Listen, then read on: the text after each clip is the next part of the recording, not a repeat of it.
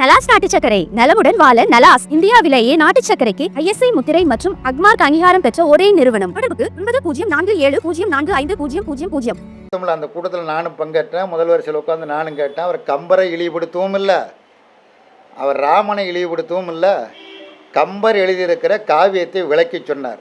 அவர் ராமனை தனிப்பட்ட முறையெல்லாம் பைத்தியம் லூஸு அப்படிலாம் அவர் சொல்லலை.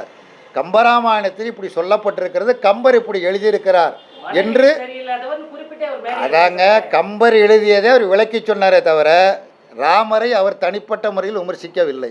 நான் நேராக உட்காந்து கேட்டு தான் இருந்தேன். கம்பன் எழுதிய கம்பராமாயணத்தில் உள்ளதை அவர் எடுத்து விளக்கி சொன்னார். அங்கே கம்பராமாயணம் கற்ற அறிஞர்கள் தான் அந்த மேடையில் எல்லோரும் இருந்தாங்க. இந்த மேடையில் இருந்த அத்தனை பேரும் என்னை காட்டிலும் உங்களை சொல்லலைன்னா என்னை காட்டிலும் எனக்கு அப்படி ஒன்றும் பெரிய நான் பண்டிதர் இல்லை, மிகப்பெரிய பண்டிதர்கள். குறிப்பாக இலங்கையிலிருந்து வந்திருந்த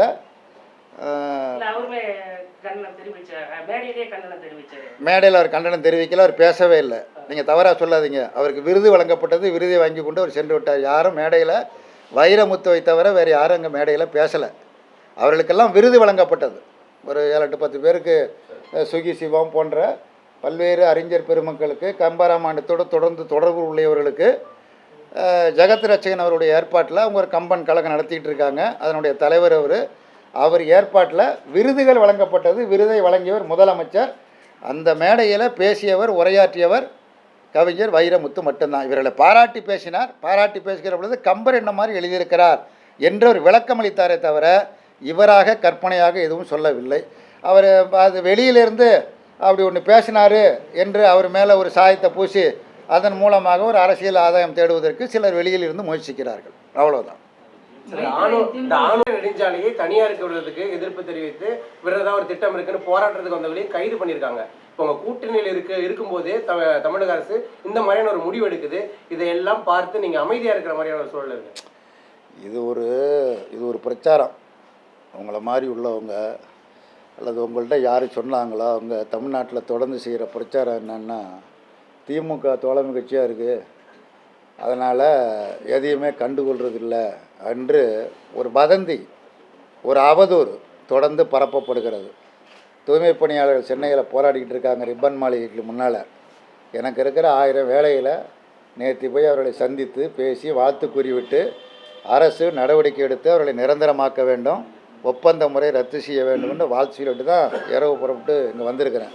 இந்திய கம்யூனிஸ்ட் கட்சிக்கு பொறுத்த மட்டில் எந்த துறையிலையும் தனியார்மயத்தை ஏற்பதற்கு தயாராக இல்லை, ஏற்காது. பொதுத்துறைகள் பாதுகாக்கப்பட வேண்டும். பொதுத்துறையை பற்றி புரிதலே பலருக்கு தவறாக இருந்து கொண்டு இருக்கிறது. தமிழ்நாட்டில் கலைஞர் இருந்த பொழுது தான் போக்குவரத்து துறையை பொதுத்துறை ஆக்கினார். அது பொதுத்துறை ஆக்கிய பிறகுதான் குக்கிராமங்களுக்கு பேருந்துகள் இன்றைக்கு சென்று கொண்டு இருக்கிறது. கலைஞர் முதலமைச்சராக இருந்த பொழுது தான் தனியார் இடத்தில் இருந்த மின்சாரத்துறையை அரசுடைமை ஆக்கினார்.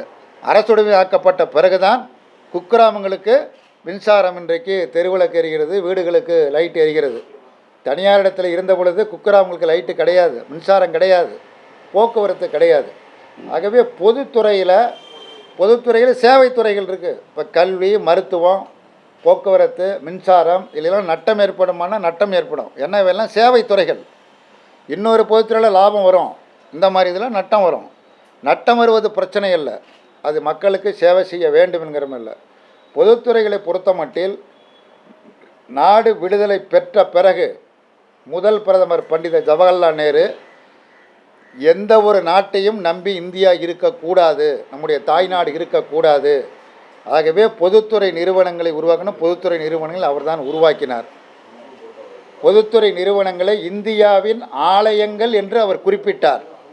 ஆனால் மோடி சர்க்கார் வந்ததற்கு பிறகு அனைத்து மிகப்பெரிய பொதுத்துறை நிறுவனங்கள் அனைத்தும் பாதுகாப்புத்துறை உட்பட விற்பனையாகி கொண்டே இருக்கிறது. அடிமாட்டு விலைக்கு விற்பனையாகி கொண்டு இருக்கிறது. இவையெல்லாம் வன்மையாக கண்டிக்கத்தக்கது.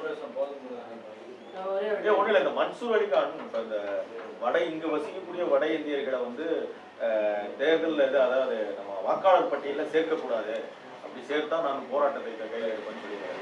யாரு? அதாவது தேர்தல் ஆணையம் நேர்மையாக செயல்பட வேண்டும். இந்தி படித்தா தான் வேலை கிடைக்கும் அப்படின்னு தமிழ்நாட்டில் ஒரு பிரச்சாரம் தொடர்ந்து மேற்கொள்ளப்பட்டு வருகிறது. ஆனால் இந்தியை தாய்மொழியாக கொண்டவர்கள், இந்தி படித்தவர்கள் தான் பூரா தமிழ்நாட்டில் இன்றைக்கி ஹோட்டல்லேருந்து அனைத்து துறைகளிலும் அவங்க தான் வேலை பார்த்துட்ருக்காங்க. வயலில் கூட வேலை பார்க்குறாங்க. நடு வேலை, நாற்று பறிக்கிற வேலை, இந்த வேலையெல்லாம் பார்த்துட்ருக்குறாங்க. ஒரு பக்கம் நீக்கிறது, இன்னொரு பக்கம் வாக்காளர்களை தமிழ்நாட்டில் சேர்க்கிறது என்கிற அந்த முயற்சி, அதாவது அங்கே லட்சக்கணக்கில் நீக்குவது, இங்கே லட்சக்கணக்கில் புதிதாக சேர்ப்பது. இந்தியாவில் இருக்கிற எங்கே வசிக்கிறானோ அங்கே அவனுக்கு வாக்குரிமை வழங்கப்பட வேண்டும் என்பதில் மாறுபட்ட கருத்து கிடையாது.